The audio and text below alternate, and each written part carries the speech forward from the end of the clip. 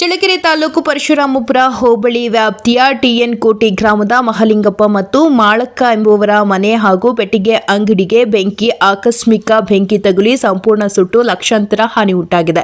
ಮಹಲಿಂಗಪ್ಪ ಎಂಬುವರಿಗೆ ಸೇರಿದ ಒಂದು ಪೆಟ್ಟಿಗೆ ಅಂಗಡಿ, ಅದರಲ್ಲಿದ್ದ ಫ್ರಿಡ್ಜ್, ಬಟ್ಟೆ ಬರೆ, ಒಂದು ಹೊಲಿಗೆ ಯಂತ್ರ ಹಾಗೂ ಕೋಳಿ ಸ್ವಚ್ಛತೆ ಮಾಡುವ ಯಂತ್ರ ಸೇರಿದಂತೆ ತಮ್ಮ ಇಬ್ಬರು ಮಕ್ಕಳ ವಿದ್ಯಾಭ್ಯಾಸದ ದಾಖಲೆ ಪತ್ರಗಳು ಹಾಗೂ ಪಂಡಿತರ ಚೀಟಿ, ಆಧಾರ್ ಕಾರ್ಡ್, ದವಸ ಧಾನ್ಯ, ಬಟ್ಟೆ ಬರೆ ಹಾಗೂ ಪೆಟ್ಟಿಗೆಯಲ್ಲಿ ಇಟ್ಟಿದ್ದ ಹಣ ಸಂಪೂರ್ಣ ಸುಟ್ಟು ಕರಕಲಾಗಿ ಒಟ್ಟು ಸುಮಾರು 1.5 ಲಕ್ಷ ನಷ್ಟ ಉಂಟಾಗಿದೆ. ಗಾಳಿಯ ರಭಸಕ್ಕೆ ಪಕ್ಕದ ಮನೆಯ ಮಾಳಕ್ಕ ಎಂಬುವರ ಮನೆಗೂ ಬೆಂಕಿ ತಗುಲಿ ಮನೆಯಲ್ಲಿದ್ದ ದವಸ ಧಾನ್ಯ, ಪಾತ್ರೆ, ಪಗಡೆ, ಬಟ್ಟೆ ಬರೆ ಹಾಗೂ ಪೆಟ್ಟಿಗೆಯಲ್ಲಿ ಇಟ್ಟಿದ್ದ 1,40,000 ರು ನಷ್ಟ ಉಂಟಾಗಿದೆ. ಬೆಂಕಿ ಬಿದ್ದ ವೇಳೆ ಗ್ರಾಮಸ್ಥರು ಸಿನಿಮಿಯ ರೀತಿ ಬೆಂಕಿ ನಂದಿಸಿ ಹೆಚ್ಚಿನ ಅನಾಹುತ ತಪ್ಪಿಸಿದ್ದಾರೆ. ಬೆಂಕಿ ಬಿದ್ದ ಸುದ್ದಿ ತಿಳಿದ ಅಗ್ನಿಶಾಮಕ ವಾಹನ ಹಾಗೂ ಸಿಬ್ಬಂದಿಗಳು ಘಟನಾ ಸ್ಥಳಕ್ಕೆ ಆಗಮಿಸಿ ಅಳಿದುಳಿದಿದ್ದ ಬೆಂಕಿಯನ್ನು ನಂದಿಸಿ ಹೆಚ್ಚಿನ ಅನಾಹುತ ತಪ್ಪಿಸಿದ್ದಾರೆ. ಯಾರೋ ಕಿಡಿಗೇಡಿಗಳು ಬೆಂಕಿ ಇಟ್ಟಿರಬಹುದು ಎಂದು ಶಂಕಿಸಿ ಪರಶುರಾಮಪುರ ಠಾಣೆಗೆ ದೂರು ನೀಡಲಾಗಿದ್ದು, ಘಟನಾ ಸ್ಥಳಕ್ಕೆ ಸಂಬಂಧಿಸಿದ ಅಧಿಕಾರಿಗಳು ಭೇಟಿ ನೀಡಿ ಪರಿಶೀಲನೆ ನಡೆಸಿ